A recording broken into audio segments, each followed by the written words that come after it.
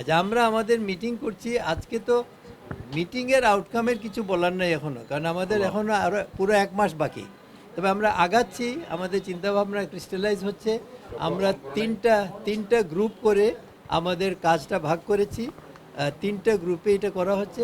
আমাদের কমিশনে আমরা একটা কাজ করেছি, সেটা হলো যে আমরা ঢাকার বাইরে সাধারণ মানুষের বক্তব্য শোনার জন্য কিছু প্রোগ্রাম হাতে নিয়েছি।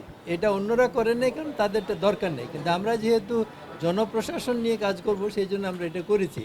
রাজশাহী শহরে, বিভাগীয় শহরে সরকারি এবং আধা সরকারি বেসরকারি কর্মচারীদের সঙ্গে আলোচনা করেছি। তারপরে আলাদা আমরা পাবলিক হিয়ারিং করেছি। আমাদের উদ্দেশ্য হলো মানে জনসাধারণ কি চিন্তা করছেন, কি বলেন সেটা শোনা।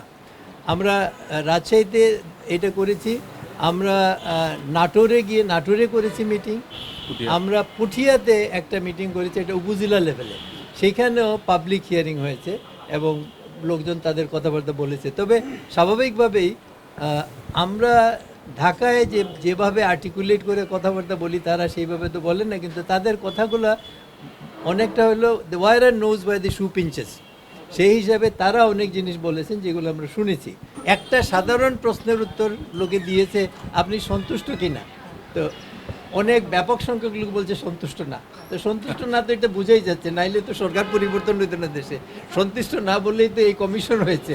না না, আমাদের অগ্রাধিকারে তো হবে না, আমরা মানুষের অগ্রাধিকারটা কি সেইটাই বোঝার চেষ্টা করছি। এই যে সন্তুষ্ট না, এটা তো কোয়েশ্চেনের আনসার, কিন্তু আমরা তো ইন্ডিভিজুয়ালি জিজ্ঞেস করতে পারি না। তারপরেও এই যে আমরা পাবলিক হিয়ারিংগুলো করছি, সেখানে মানুষ বিভিন্ন ধরনের সমস্যা বলছে, তো এইটা তো ক্যাটাগরাইজ করে এই মুহূর্তে বলা সম্ভব না। তো আমরা আরেকটা গ্রুপ খুলনায় গিয়েছে, খুলনায় এবং রামপালে করেছে। আমরা আবার যাচ্ছি, আমরা যাব বাগেরহাট আর ফরিদপুর। তো আমরা এইভাবে মানুষের কথাবার্তা শুনে আমরা আবার একটা কোয়েশ্চেনের দিয়েছি, আপনারা দেখেছেন। আমরা আরও 2টো নতুন কোয়েশ্চেনের এড করে আজকে দিচ্ছি, এটা কম সময়ের জন্য 10 দিনের জন্য আমরা দিচ্ছি। সেইখানে আমরা কিছু জিনিস, যেমন আগেরগুলো সাধারণ প্রশ্ন ছিল, এবার আমরা যে একটা কোয়েশ্চেনে যেটা দিচ্ছি সেইখানে এরকম বলা আছে যে, যেমন ধরেন যে আপনি সরকারি কোনো একটা প্রতিষ্ঠানে আপনি কোনো সময় গেছেন কি না, গেলে আপনার অভিজ্ঞতাটা কি, যাতে মানুষ মোর স্পেসিফিক বলতে পারে। এই ধরনের কোয়েশ্চেন দিয়ে, আর ছাত্রদের জন্য একটা আলাদা কোয়েশ্চেনের আমরা একইভাবে দিচ্ছি, যাতে ছাত্ররাও এটা আনসার করতে পারে। তো এই সমস্ত জিনিস নিয়ে আমাদের কাজ আগাচ্ছে। আমাদের আসলে যেহেতু অনেক ব্যাপক, সেই জন্য আমাদের একটু সময় লাগছে। 3 মাস সময়ে এটা করা খুব কঠিন, তবুও আমরা চেষ্টা করব সরকারের নির্দেশ মতো 3 মাসের মধ্যে এটা করতে আর কি।